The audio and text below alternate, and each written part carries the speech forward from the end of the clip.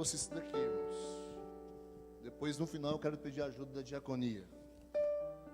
Essas caixas todas que eu vou jogar aqui no chão, todas elas, todas essas caixas que estão jogadas aqui, são caixas de medicamentos para ansiedade, para depressão. Eu escolhi algumas. Aqui deve ter umas 20, 15, 10, sei lá. Algumas. Mas eu queria trazer um número maior de caixas de remédios que existem para depressão, para ansiedade, para angústia no mercado, nas farmácias de Goiânia. Talvez algumas dessas daqui sejam as caixas da sua estante. Talvez algumas dessas caixas que estão aqui, que são caixas de amostra grátis, sejam as caixas que nós estamos usando. Interessante que a ansiedade é o mal desse século. Segundo a OMS, atinge homens e mulheres, jovens e velhos, doutores, analfabetos, religiosos, ateus. As pessoas andam com os nervos à flor da pele.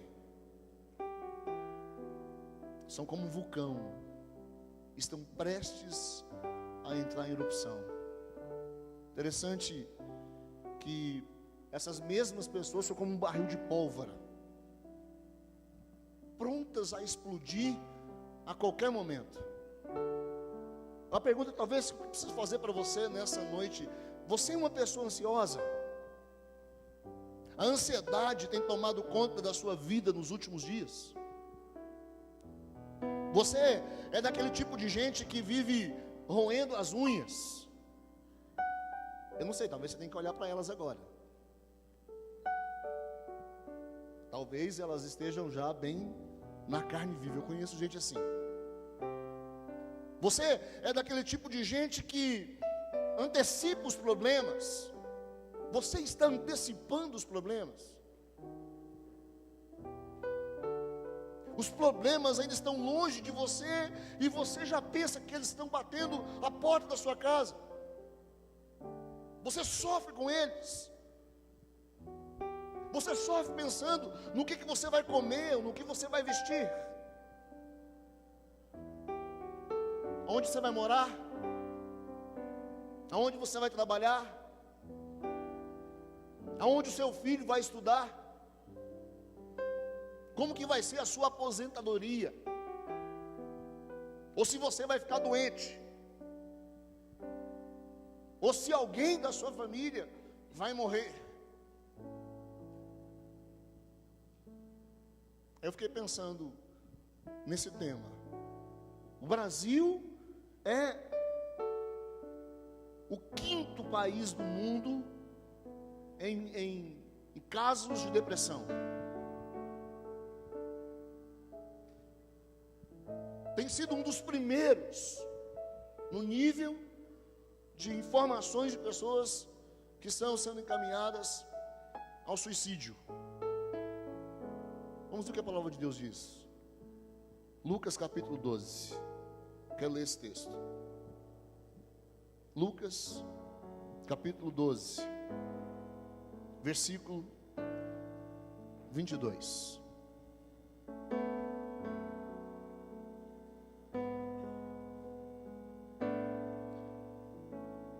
A seguir, dirigiu-se Jesus aos seus discípulos, dizendo: Jesus acrescentou: portanto, eu lhes digo, não se preocupem com as suas próprias vidas, quanto ao que comer, nem com os seus próprios corpos, quanto ao que vestir. A vida é mais importante do que a comida, e o corpo mais do que as roupas. Observem os corvos: não semeiam, não colhem, não têm armazéns nem celeiros, contudo Deus os alimenta, e vocês têm muito mais valor do que as aves. Quem de vocês, por mais que se preocupe, pode acrescentar uma hora que seja a sua vida? Visto que vocês não podem sequer fazer uma coisa tão pequena, por que se preocupar com o restante? Observe como crescem os lírios. Eles não trabalham, não tecem. Contudo, eu lhes digo que nem Salomão, em todo o seu esplendor, vestiu-se como um deles. Se Deus veste assim a erva do campo, que hoje existe, e amanhã é lançada ao fogo, quanto mais vestirá vocês, homens de pequena fé. Não busquem ansiosamente o que hão de comer ou beber, não se preocupem com isso, pois o mundo pagão é que corre atrás dessas coisas, mas o Pai sabe que vocês precisam delas. Busquem, pois, o reino de Deus, e essas coisas lhes serão acrescentadas. Não tenham medo, pequeno rebanho, pois foi de agrado do Pai dar-lhes o reino. Vou ler até aqui. Há várias causas para intimidação, para ansiedade. Várias causas. Eu tenho aqui no auditório médicos. Talvez eu tenha aqui no auditório algumas pessoas que já passaram por isso, estejam passando por a situação de ansiedade por algum outro motivo, mas há várias causas. Eu não vou citar todas e nem é a minha intenção, mas eu quero mencionar duas. Uma delas se chama intimidação, e talvez você que está assistindo em casa esteja nessa hora pensando, é a minha situação. São centenas de pessoas, talvez as mais de 300, 400 pessoas que nos acompanham diariamente quando assistem o culto ou assistem essas mensagens. Talvez vocês estejam passando por essa situação de ansiedade. Mas uma das causas é a intimidação. Tem muita gente ansiosa pela ameaça de uma doença. Algumas ficam ansiosas só em pensar em ficar doentes. Algumas têm medo de morrer. Elas ficam perturbadas só em pensar em morrer. Eu me lembro de um aluno. Um dia na sala de aula, eu vi aquele garoto, uns 13, 14 anos, chorando. E adolescente para chorar, assim, para entrar em lágrimas por nada, é complicado. Ele está passando por alguma coisa. Eu de repente vi aquele moleque chorando lá no canto, e eu me aproximei, e eu perguntei para ele, o que está acontecendo? Por que você está chorando? Aí ele disse, estou com medo de perder minha mãe. Bom motivo. Eu perguntei, ela está doente? Ele disse, não, ela não está doente, mas eu choro só em pensar que um dia ela vai morrer. Ele estava chorando pensando que a mãe dele um dia pudesse morrer. Mas qual de nós que está aqui no auditório nunca teve esse medo? Quando criança, adolescente, quantas vezes alguém falava uma coisa dessa, eu falei, cala a boca, não fala disso não. Não podia nem pensar que minha mãe ia morrer. Ou que ela morreria um dia. Ela não morreu, louvado seja Deus, ela está viva, louvado seja Deus. Mas o coração já batia aflito na possibilidade daquela coisa acontecer. Mas ele estava chorando, pensando. Talvez algumas sentem seguras, com medo de perder o emprego. Então a intimidação, a sociedade tem gerado esse negócio. Muitos de nós somos intimidados por N coisas. Segundo fator importante para a causa da ansiedade, pânico, medo. O medo é mais do que um sentimento, irmãos, é um espírito que nos atormenta nos nossos dias. 2 Timóteo, capítulo 1, versículo 7. Esse texto diz, vendem o que têm e deem esmolas, façam para vocês bolsas, que não se gaste com um tesouro nos céus, que não se acabe, onde ladrão algum chega perto e nenhuma traça destrói. Capítulo 12, 33 de Lucas. Agora vai em Timóteo para mim. 1, 7. Pois Deus não nos deu espírito de covardia, mas de poder, de amor e de equilíbrio. Alguns de nós estamos tremendo de medo. Com medo do governo que vai assumir. Qual presidente vai governar esse país? O que vai acontecer quando esse homem colocar a mão, ou essa mulher começar a direcionar esse estado? Com medo do próximo governo. Talvez alguns de vocês são aqui funcionários públicos, sofrem constante ameaça. O que vai acontecer com a gente? Pânico, medo de não casar, medo de casar e medo de divorciar. Aí tem medo da vida, tem medo da morte, tem medo da solidão, tem medo da multidão, tem medo do hoje, tem medo do amanhã, tem medo do conhecido, tem medo do desconhecido. Alguns sinais da ansiedade que talvez estejam no nosso meio. Dentre eles, reações físicas. Mais de 50% das doenças são chamadas doenças psicossomáticas. Eu tenho uma psicóloga lá em casa. Alguns desses termos ela me ensina direitinho. As pessoas estão buscando uma paz química. É isso mesmo. Vivendo hoje sobre um império de calmantes. Aqui, ó, centenas deles. Calmantes. Alguns desses daqui, a bula está assim, para crianças a partir de 10 anos. Outras de 12. Se você ler as caixas, você vai entender o que eu estou dizendo. As pessoas dormem um sono artificial. Talvez na hora que você for deitar hoje, você vai colocar um comprimidinho debaixo da boca, porque você precisa dormir essa noite. A Bíblia diz que o ânimo sereno é a vida do corpo. Em paz me deito e logo pego no sono, porque só tu, Senhor, me fazes repousar seguro. A outra reação, além daquelas que afetam a nossa vida psicossomática, são as reações espirituais. A ansiedade gera isso. A ansiedade nos afasta de Deus. Onde começa a ansiedade, termina a fé. É onde começa a ansiedade, termina a fé. A ansiedade é o útero onde é gestada a incredulidade. Eu preciso que você de casa saiba disso. Talvez dentro de você está sendo gerada incredulidade.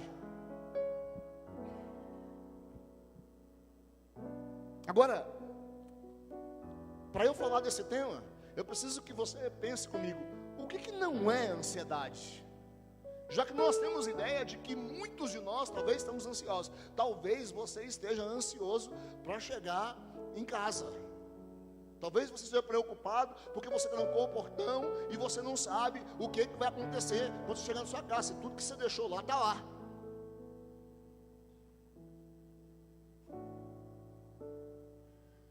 O Felipe ama o domingo, porque sempre quando nós chegamos no culto, nós assistimos as pegadinhas, e ele gosta de ver as pegadinhas. Eu também. Eu ensinei para ele. Ele não assistir as pegadinhas. Só que ele gosta das pegadinhas de terror. Aí quando eu disse, papai, não teve nenhuma de fazer medo hoje. Então ele fica ansioso. Domingo. É domingo, né, papai? O dia das pegadinhas. Mas ele tem um monte de ansiedades que já são geradas dentro dele com 7 anos de idade. Mas o que não é ansiedade?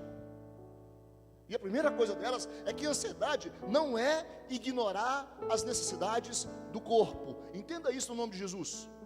Jesus nos ensinou a orar. O pão nosso de cada dia nos dai hoje. Ora pelo pão. Ora, ensina seus filhos a orar pelo que ele vai comer amanhã. Ora pela escola, ora pelo dinheiro que vai entrar para pagar a escola. Ora pelas coisas que ele vai comer. Ora para que a geladeira tenha o queijo. Ora para que na estante tenha o pão. Ora para que tenha bolacha. Ora. Não é errado orar, irmãos. O mundo mundo está adotando um conceito reducionista, degradando o homem ao nível dos animais. É assim que nós estamos vivendo. Parece que o bem-estar físico é o único objetivo da vida. É por isso que as academias estão lotadas. Quantos valores nós estamos dando a tantas outras coisas? Contudo, deixa eu dizer uma coisa para você: não negue as necessidades do corpo. Você precisa ir para a academia, sim. Você precisa nadar, sim. Você precisa andar, sim. Você precisa correr, sim. Isso faz bem para a sua saúde. Você respira melhor, você dorme melhor. Você precisa fazer, sim, alguns planos para a saúde do seu corpo. Segundo, o que não é ansiedade não é proibir previdência quanto ao futuro. A Bíblia aprova o trabalho providente da formiga. Quando o Provérbios diz vai ter com a formiga o preguiçoso que se prepara, nós vamos trabalhar assim, irmãos. Os passarinhos fazem provisão para o futuro. Nós precisamos trabalhar. Eles constroem os ninhos cuidadosamente, eles alimentam os filhotes. Muitos das aves, dos animais marinhos, migram para outras regiões mais quentes antes do inverno. O que Jesus proíbe não é a previdência, mas a preocupação ansiosa. Eu vou encher o ninho. Já pensou o passarinho pensando nisso? Eu tenho que levar muita comida para lá, muita. Ele vai mais, enchendo tudo lá dentro, trazendo, tal, escondendo a comida, porque vai acabar a comida do mundo e os meus filhotes vão morrer. Então eu vou voar, e vou encher o ninho.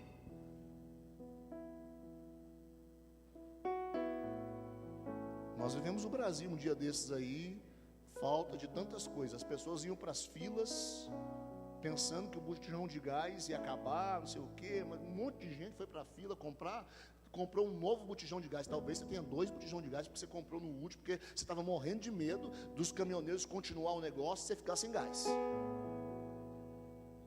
E talvez você estocou alimento na sua casa.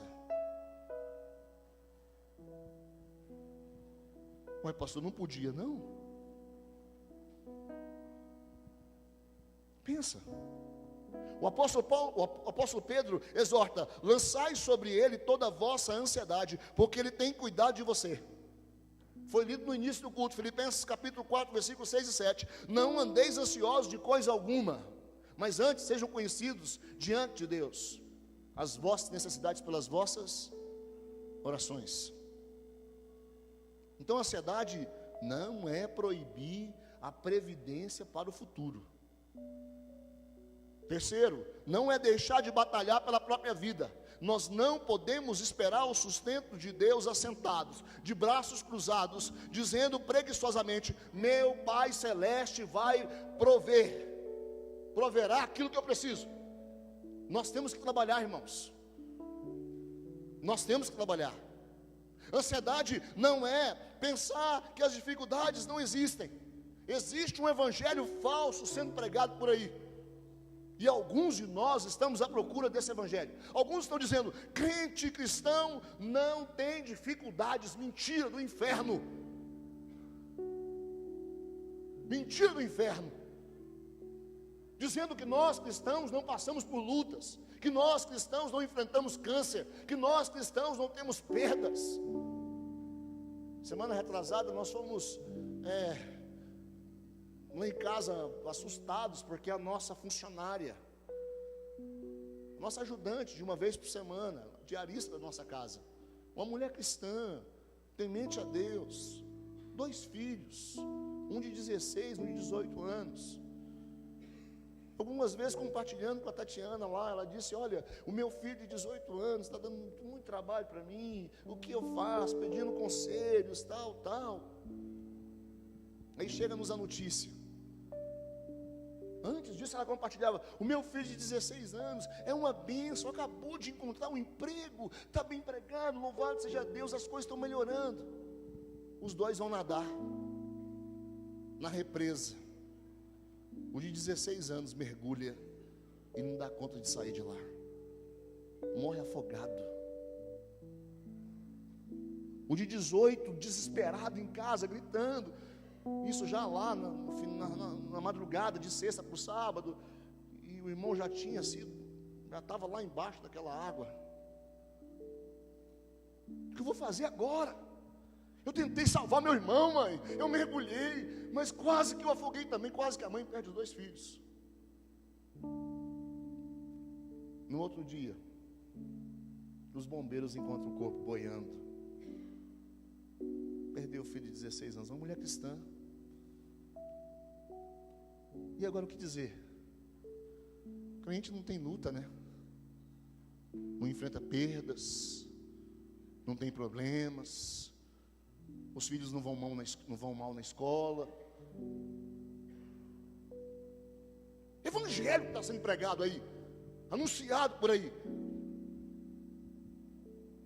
Algumas vezes dizendo que nós precisamos estar livres de ansiedade, estar livres de dificuldades. E vou dizer uma coisa para você: estar livre de ansiedade, estar livre de dificuldades não é a mesma coisa.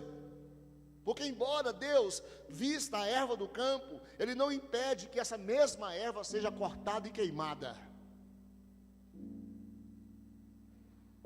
Embora Deus as alimente, Ele não nos isenta de aflições, de apertos, inclusive financeiros.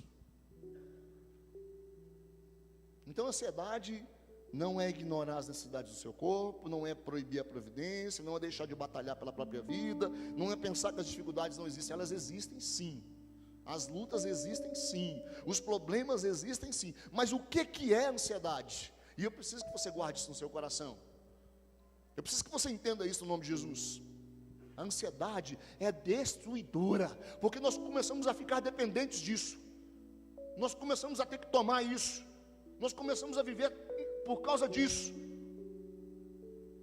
A palavra ansiedade, ela significa rasgar. A palavra dá ideia de inquietação. Versículo 22, se sua Bíblia está aberta. A seguir dirigiu-se Jesus aos seus discípulos, dizendo: por isso eu vos advirto, não andeis ansiosos pela vossa vida, quanto ao que haveis de comer, nem pelo vosso corpo, quanto ao que haveis de vestir. Inquietação significa um constante suspense. Essas duas palavras, rasgar e inquietação, são palavras usadas para descrever um navio surrado pelos ventos fortes, pelas ondas que são encapeladas de uma tempestade. A palavra ansiedade, ela vem de uma velha palavra anglo-saxônica, que dá a ideia de estrangulamento. É assim mesmo, irmãos, estrangulados. E o estrangulamento puxa em direção oposta, gera uma esquizofrenia existencial. Nós começamos a preocupar com tudo. As pessoas que estão em pânico, elas ouvem barulho, elas sentem medo, elas têm medo de escuro, elas não conseguem dormir, elas têm medo do travesseiro, elas têm medo de tanta coisa.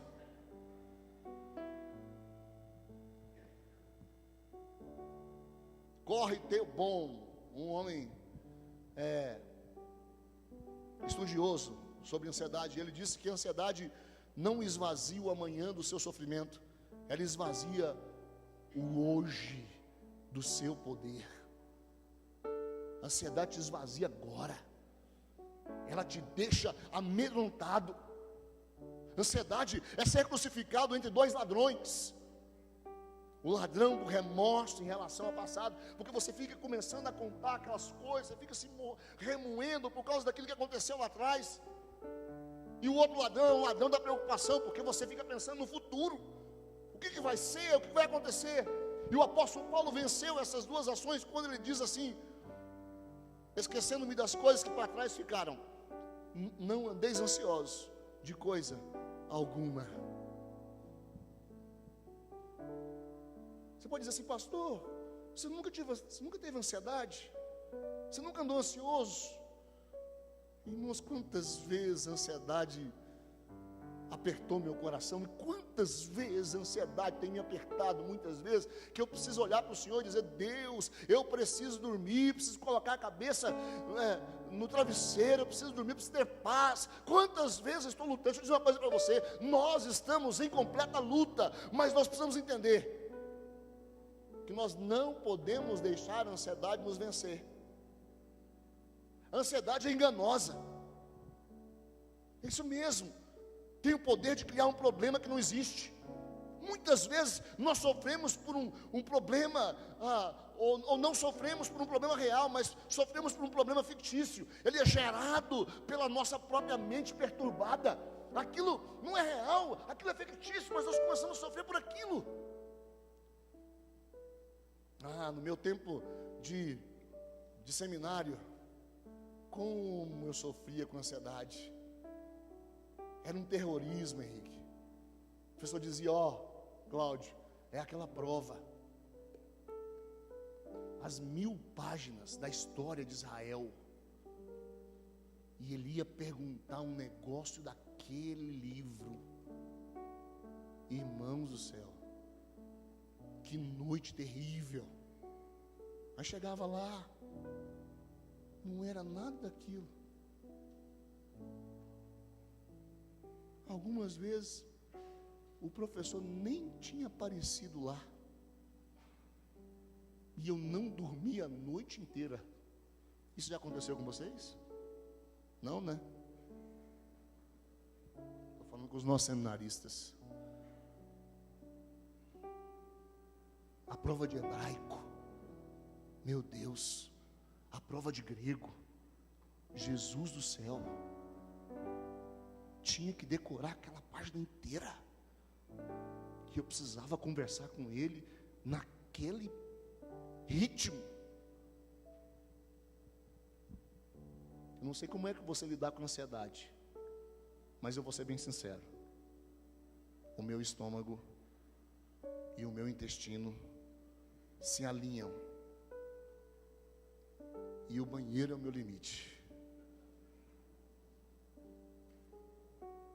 Ansiedade enganosa. Meu aluno com medo da morte da mãe, que nem estava doente. Os discípulos olharam para Jesus andando sobre as águas. Então Jesus está vindo para socorrê-los, mas eles estão cheios de medo, e eles começam então a olhar para os discípulos, para Jesus, e aquela imagem, aquele negócio, e eles dizem: é um fantasma.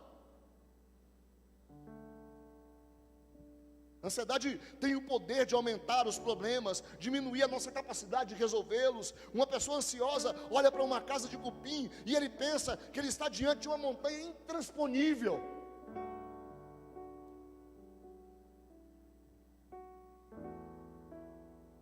Uma casa de cupim se transforma numa montanha intransponível. Eu tenho alguns irmãos aqui no auditório que tem fazendas, que tem chácaras, e sabem muito bem do que eu estou falando, uma casa de cupim lá. As pessoas ansiosas são como espias de Israel, eles só enxergam gigantes e dificuldades, eles só veem os gafanhotos. As pessoas ansiosas são como os soldados que estão vindo, ou como Davi diante dos soldados de Saul, gigantescos. Mas Davi olha para o gigante, olha para os soldados, e ele crê na vitória.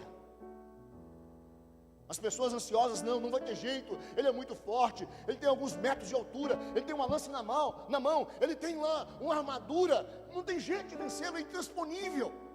Quando estamos ansiosos, irmãos, nós começamos a viver essa coisa que não vai ter jeito. O Velho Testamento está cheio dessas histórias. Geazi olhou os inimigos e ele ficou com medo. Eliseu olhou com outros olhos os inimigos à frente dele. A ansiedade, irmãos, ela é sim enganosa. A ansiedade tem o poder de tirar os olhos de Deus e colocá-los nas circunstâncias. Então, quando nós estamos ansiosos demais, nós olhamos para as circunstâncias e nós tiramos os olhos de Deus. E ela tem um poder de gerar um ato de incredulidade. a falta da confiança em Deus, onde começa a ansiedade e termina a sua fé.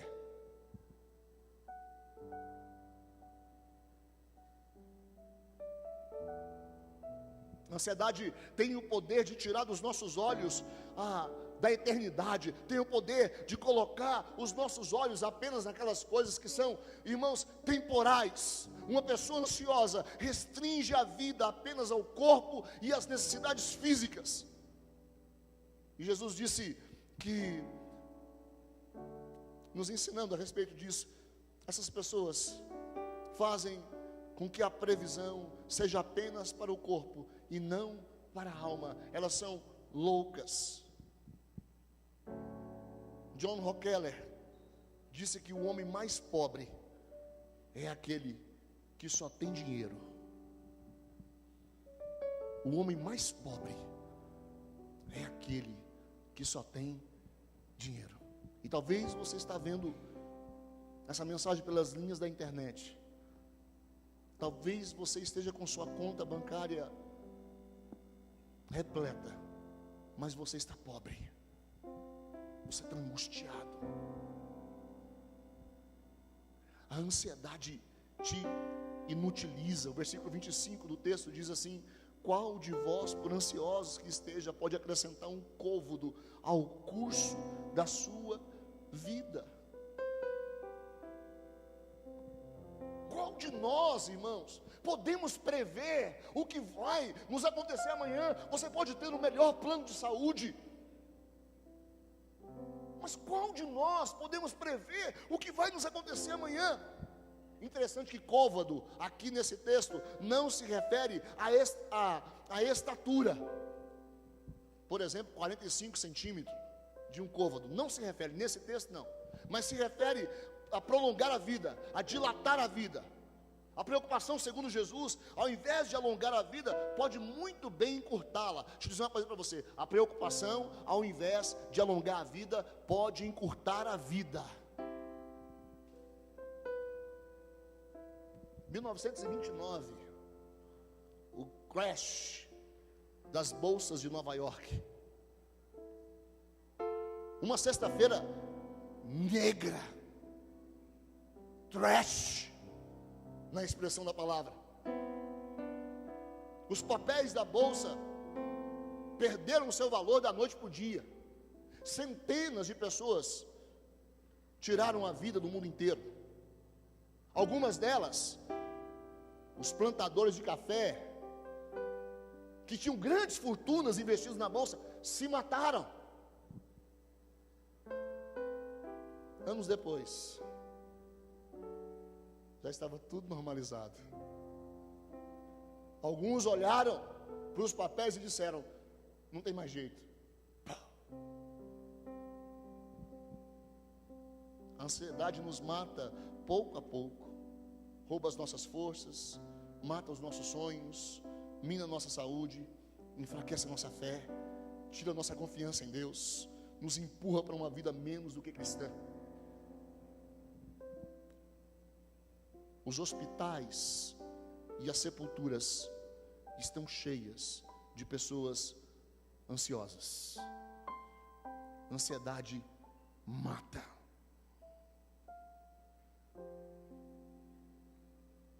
O sentido da palavra ansiedade é, como eu disse, estrangular, é puxar em direções opostas. Então, quando nós estamos ansiosos, nós teimamos em tomar as rédeas da nossa vida e tirá-las da mão de Deus. Talvez está sentado aí tentando dar um jeito. Amanhã é segunda-feira e eu preciso dar um jeito. As pessoas, irmãos, se preocupam com os exames, se preocupam com o emprego, se preocupam com a casa, com a saúde, com o namoro, com o empreendimento, com o dinheiro, com o casamento, com os investimentos. Mas os nossos temores, as nossas preocupações, muitas vezes, jamais, em algumas delas, irão acontecer. A ansiedade é incompatível com o bom senso. A ansiedade é incompatível com o bom senso. É uma perda de tempo. Nós precisamos viver um dia de cada vez. Nós devemos planejar o futuro. Nós precisamos entender que nós precisamos viver segundo a dependência daquele que é o Senhor de todas as coisas. Coloca a sua vida nas mãos dele. Preocupar com amanhã não nos ajuda, irmãos, nem amanhã e nem hoje. Porque se alguma coisa rouba as suas forças hoje, significa que nós vamos estar mais fracos amanhã. Significa que amanhã nós vamos sim sofrer, porque hoje nós entregamos aquilo que nós temos para a ansiedade, para o medo, para o desespero. Algumas vezes nós não entendemos que as causas dos nossos sofrimentos são justamente porque nós não plantamos direito, porque nós não regamos direito, porque nós não acordamos para o investimento que nós devemos fazer. Mas um quarto lugar e penúltimo, a ansiedade vai te cegar. Versículo 23 do texto diz assim: porque a vida é mais do que o alimento, e o corpo mais do que as vestes. É assim que você vê? Porque a ansiedade é uma falsa visão da vida, de si mesmo e de Deus. A ansiedade nos leva a crer que a vida é feita daquilo que nós comemos e vestimos.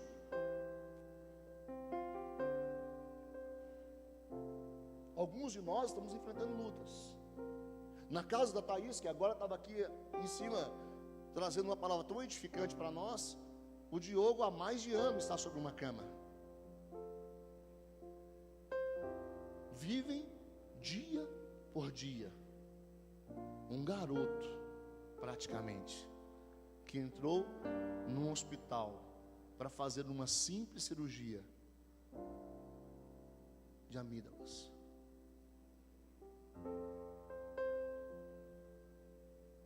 Nós ficamos tão preocupados com os meios, com os jeitos, que nós esquecemos da vida, esquecemos de glorificar a Deus. A ansiedade não nos deixa ver a obra da providência de Deus na criação. A ansiedade não nos deixa ser alimentado pelo Senhor. A ansiedade não nos deixa ver o que Deus está fazendo com as aves, com a erva do campo. A ansiedade não nos deixa ver um monte de coisa interessante, que ele cita corvo aqui, mas o corvo na sociedade judaica era um animal impuro. Você não podia olhar para o corvo, você não podia ver o corvo era impuro. Mas Jesus olha para o corvo e diz: eu alimento o corvo, eu cuido do corvo.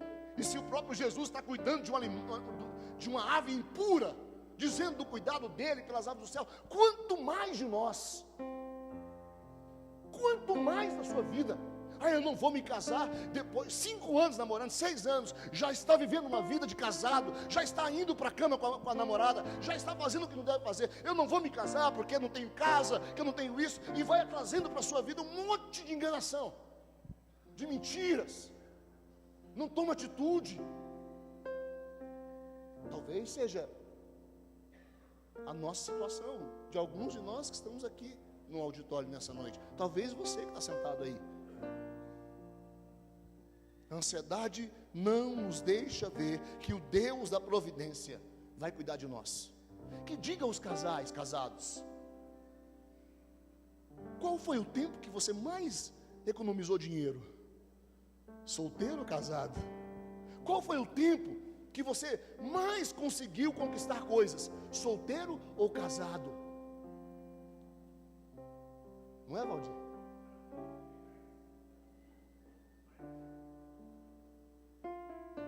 Qual foi as suas conquistas depois que você está casado? Deixa eu dizer, solteiros e que estão namorando, se preparando para casar. Você está com medo de casar porque não tem casa, porque não tem carro, porque não sei o quê, porque não sei o quê, porque não sei o quê. Deixa eu dizer uma coisa, toma atitude rápido. Para de enrolar a moça. Para de enrolar o rapaz.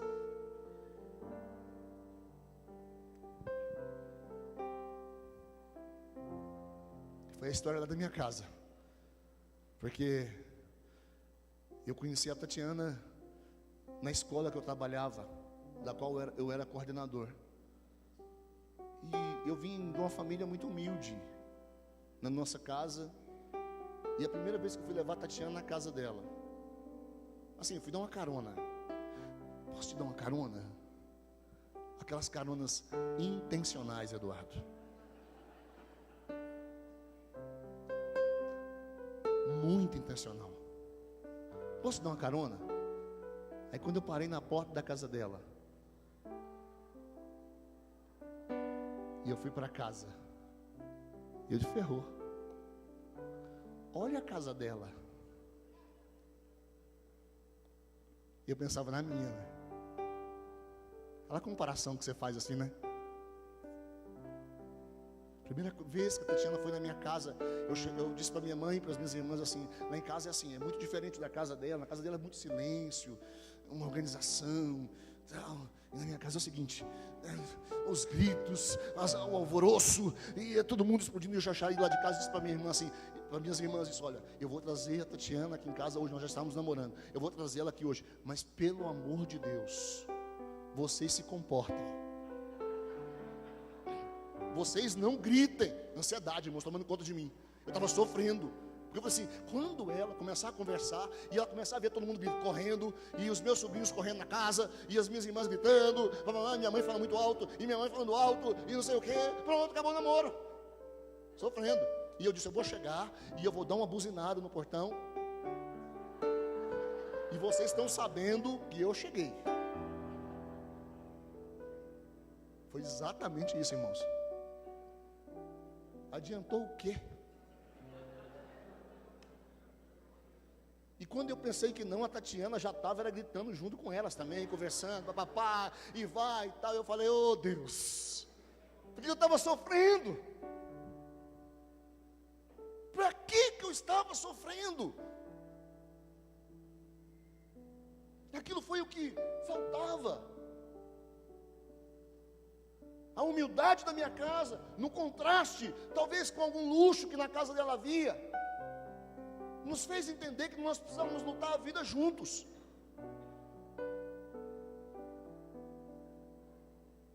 Do maior para o menor, Jesus nos dando ideias de que a ansiedade nos tira o sono.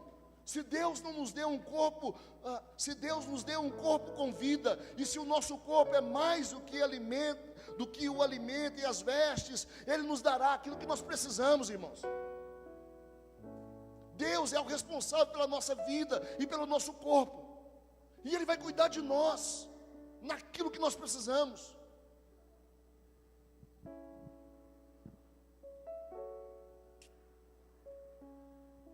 Versículo 24, versículo 27 diz: observai os corvos, eles não semeiam, eles não ceifam, eles não têm despensa, não têm celeiro, todavia Deus os sustenta. Versículo 27, observai os lírios, eles não fiam, eles não tecem, eu contudo vos afirmo que nem Salomão em toda a sua glória se vestiu como um deles.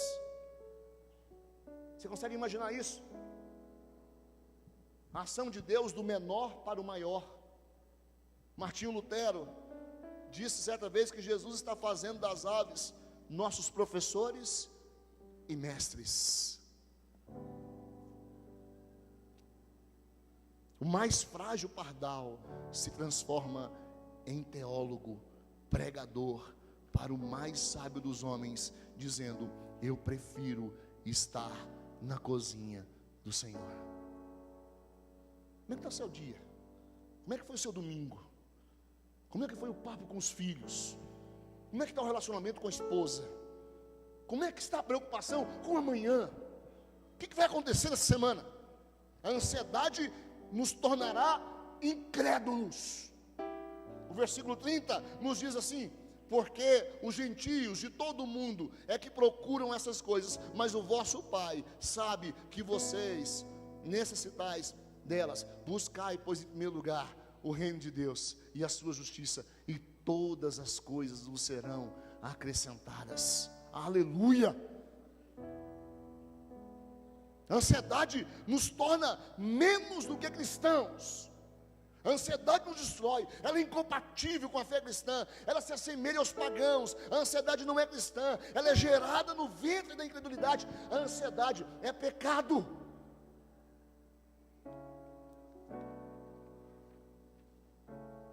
E eu não sei se vocês conseguem entender isso. Eu creio que sim. Na verdade, eu sei que vocês entendem isso. Deixa eu corrigir isso. Mas no sistema presbiteriano, vocês elegem os que são os seus representantes no conselho da igreja. Vocês elegem homens que vão votar por vocês. Nos últimos meses, nós precisamos pensar a igreja. Nós precisamos olhar para a igreja. Nós começamos a analisar o desconforto. Nós precisamos começar a pensar, e se aumenta mais algumas cadeiras? Nós precisamos começar a pensar, e o departamento infantil? Eu tenho filho lá, como é que vai ser? E se mais 20 crianças chegarem? Um dia desse eu estava aqui, e nós estávamos tendo uma reunião de pastores, e um dos pastores desceu e disse: nossa, mas esse lugar é maravilhoso demais. Nossa, mas como é que nós podemos deixar esse lugar? Talvez você está sentado aqui, está pensando isso. Aí você coloca homens que começam a pensar a igreja, começa a pensar a cidade, começa a analisar a cidade, começa a pensar no que vai acontecer com ela, começa a pensar no que essa igreja pode se tornar para a cidade. E eles então entendem que é o nosso tempo, depois de 10 anos, deixar um espaço. Mas há pessoas ansiosas, elas começam a sofrer pela possibilidade de sair daqui, pela possibilidade de não subir mais aquela rampinha, aquelas escadinhas, pela ansiedade de ter que, irmãos, sair por fora para poder ir até o espaço luz, quando está chovendo, pela ansiedade, nós começamos a sofrer. E por causa disso, nós não damos passo. Aí imagina que aqueles homens lá em cima precisam discutir dias e dias, semanas e semanas, reuniões e reuniões, para tomar uma decisão e dizer: nós vamos mudar. E depois que nós dizemos: nós vamos mudar, nós chegamos à conclusão que a nossa obra vai ficar em X reais. E nós olhamos para o nosso caixa e dizemos: nós temos tantos reais.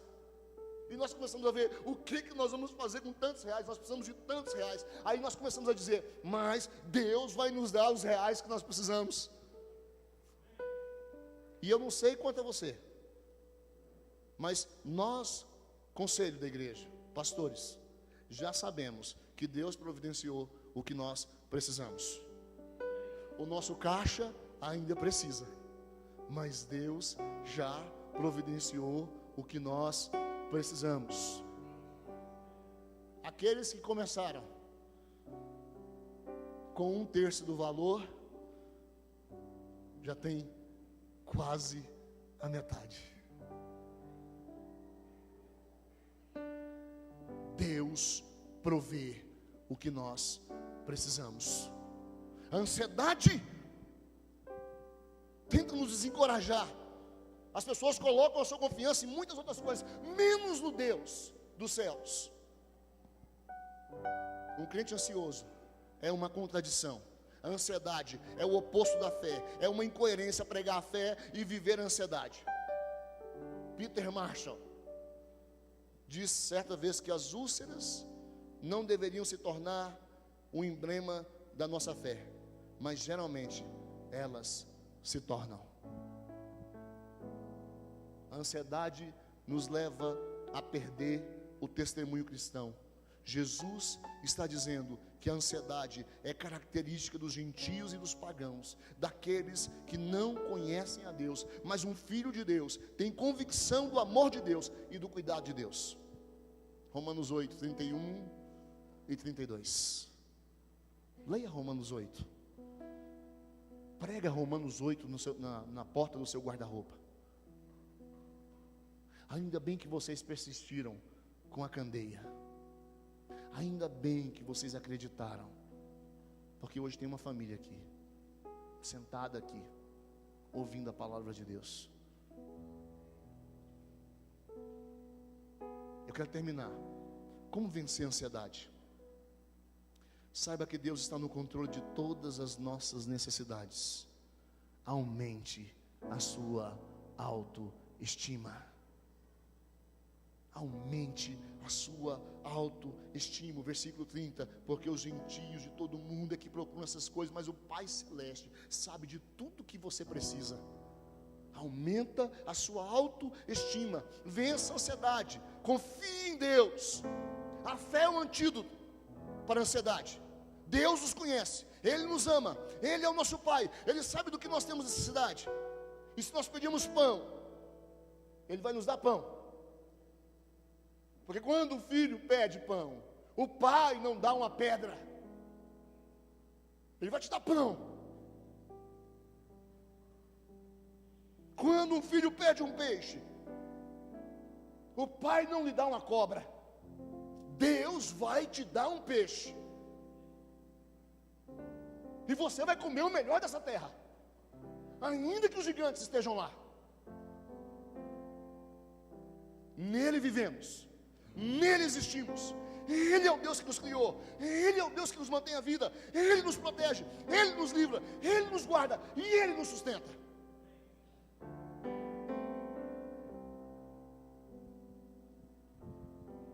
O médico me disse, na gravidez do Felipe, a Tati estava na UTI,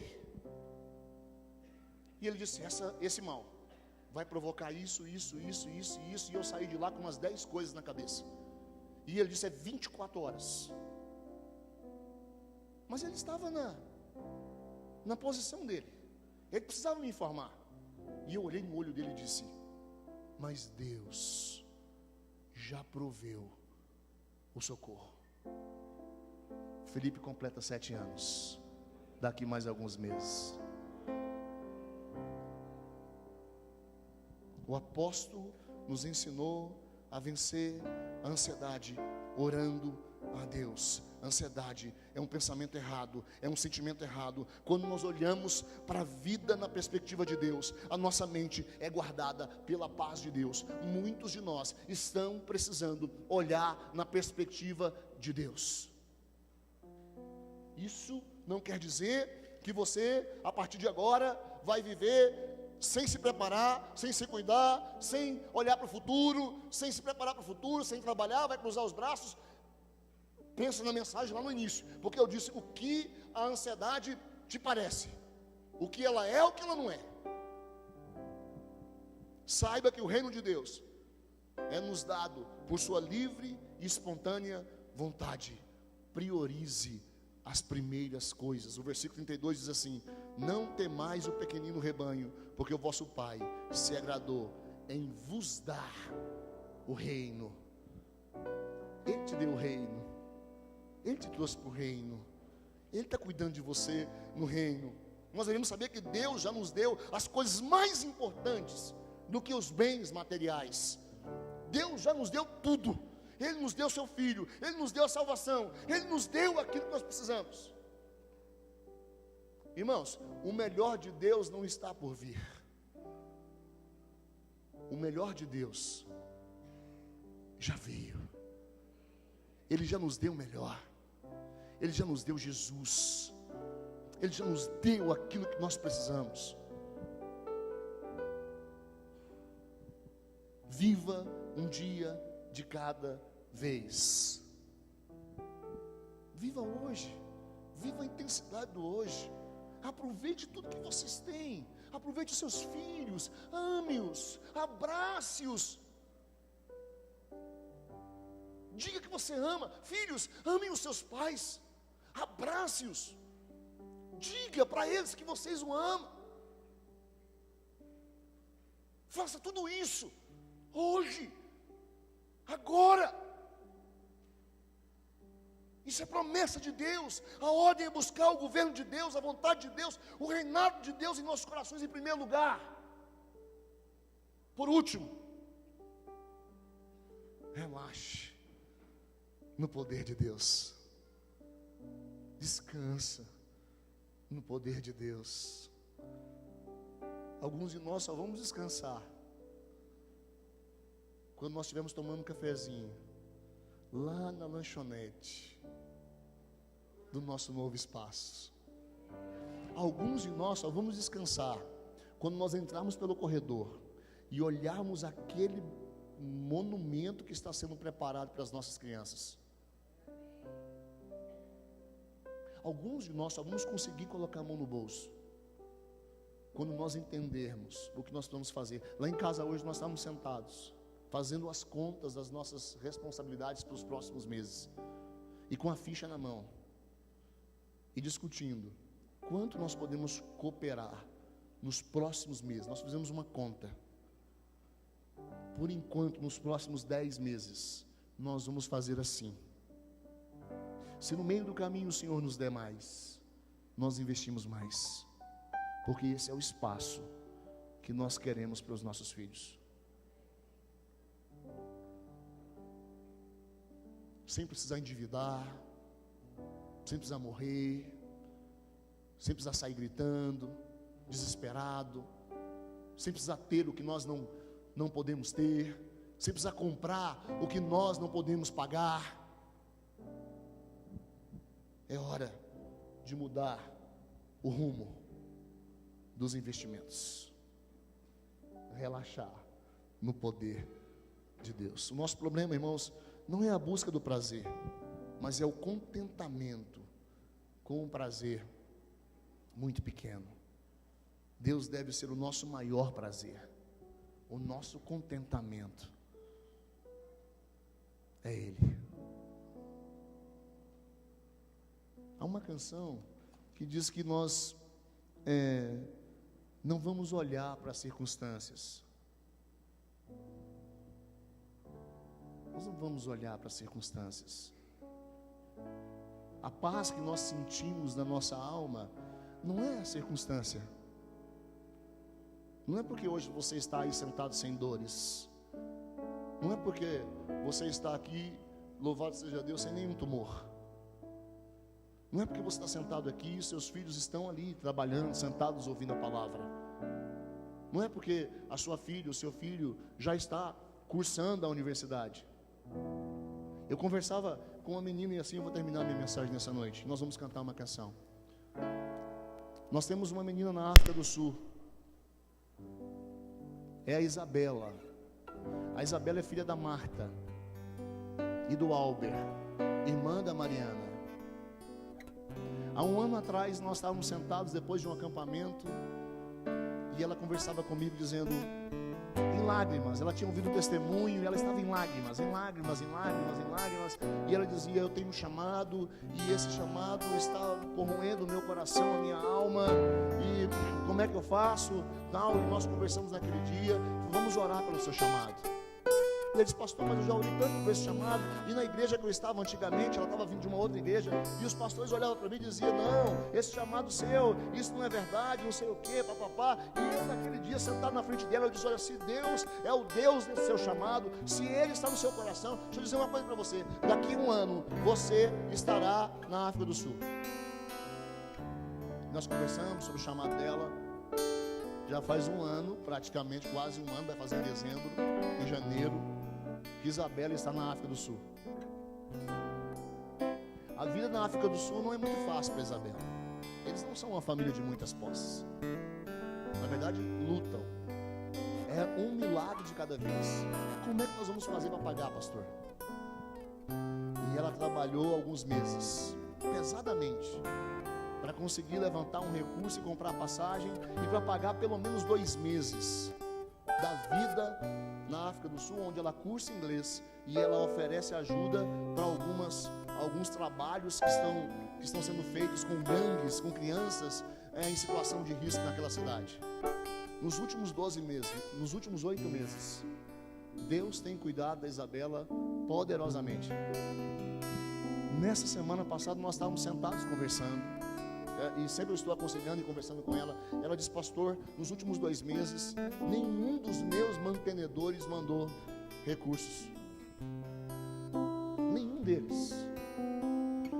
E o recurso é R$50, é R$20, pessoas que estão ajudando como podem. E eu disse para ela, o Senhor proverá o recurso dos próximos 2 meses. Irmãos, eu não disse aquilo eu não disse aquilo com falta de fé. Eu disse aquilo sabendo que o Senhor proverá os recursos dos próximos 2 meses. Nós não fomos para lá irresponsavelmente. Ela foi com alguns mantenedores que iriam depositar todos os meses. Sabe lá o que aconteceu com esses mantenedores. Mas a primeira coisa que o mantenedor corta quando ele está em crise é a ajuda para os missionários, é o dízimo no envelope. A primeira coisa que nós cortamos quando nós estamos em crise é a oferta. E quando nós cortamos o nosso investimento, nós deixamos, nós estamos dizendo para Deus assim: eu não acredito, esse que eu tenho aqui, eu preciso comprar pão amanhã. Eu não sei quanto a vocês, mas eu não tenho dúvidas que o Senhor proverá o que ela precisa nos próximos meses. Isabela, o nome dela. Talvez você daqui quer mandar uma oferta para ela, precisa. Só você procurar Marta, viu? Marta da nossa igreja. Talvez você quer mandar uma oferta, ela precisa. E hoje ela me mandou uma mensagem, uma foto, num dia de descanso. Pastor, está nevando na África. Será que ela está descansada no Senhor, de que Ele vai prover? Eu falei: curte esse negócio aí, que daqui a pouco você vem para 38 graus, 39. Então curte tudo que você puder, o Senhor proverá. Fica de pé.